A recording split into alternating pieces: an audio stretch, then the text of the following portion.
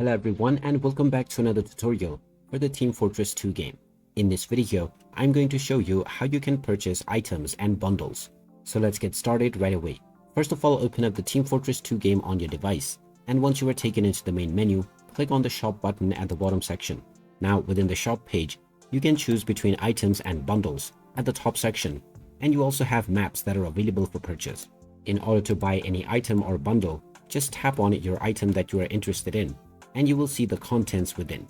You can tap on the Add to Cart button, which will now add this to your shopping cart. Now you can click on Checkout in order to continue for payment. You can use your Steam wallet, or you can add funds through various ways. After choosing your desired payment method from the drop-down menu, you can finalize your transaction by logging in using your credentials.